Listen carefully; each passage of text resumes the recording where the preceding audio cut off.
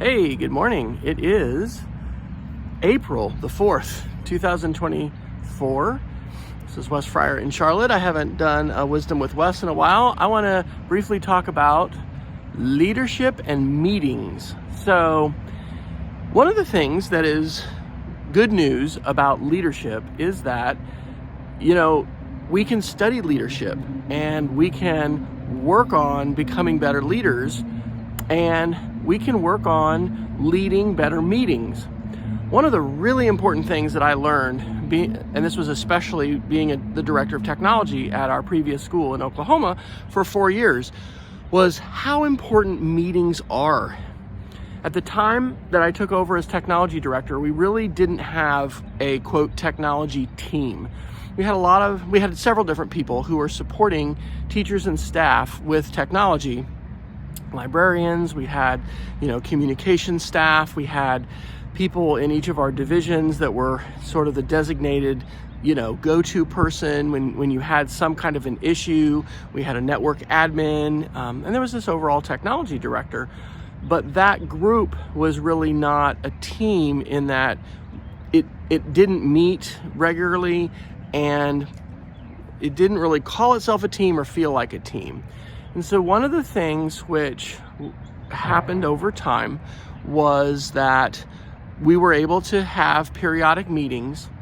I remember particularly my friend Glenn Emerson, and actually when he retired, it opened up an opportunity where I was able to go back into the classroom for 3 years after I had been tech director.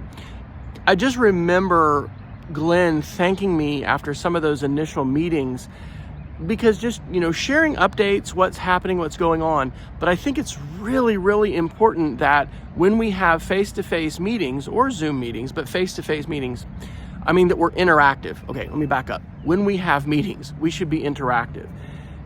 I think probably a lot of us have experienced where, we go to a meeting and we feel like, why was this not an email? Because we were just given information and there really wasn't an opportunity to ask questions and hear answers. We didn't, have a chance to share ourselves and to interact with other people. So I think it's really important to study leadership. I think it's good to ask people about how they're feeling and what suggestions that they have when we're leading any kind of group. I think it's important to realize that while in a traditional sort of hierarchical organization like a school, like the military, like government, and oftentimes like a business, although things are structured differently, we tend to look to that positional leader as the person who's going to make the change. There's a book that I never read, but I just got the title of and sort of the gist of, and I think it's called, I'll put it in here, When the Choir Began to Sing. Maybe I need to read that book. For a few years, I wrote for a group called The Master Teacher that's out of Manhattan, Kansas, and I'm pretty sure that book was written by one of the other contributors that was contributing to the publications at that time. I think the thesis of that book is that you don't have to be the positional leader in order to have a good influence on the organization that you're in.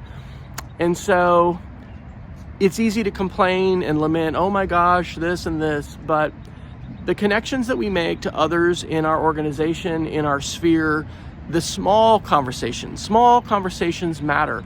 In order to have a relationship with someone, you have to spend time together. You have to have that time invested. And so anyway, I just want to remind everybody, and I guess challenge people and challenge myself to continue studying leadership and studying the ways in which leaders can facilitate not only effective meetings, but also meetings that help build community. That is super important, to feel connected to the people that we work with and to have a good sense of sort of where we're headed and to feel like we're heard and we're seen and that we're part of the team. So anyway, those are my thoughts. Have a great day.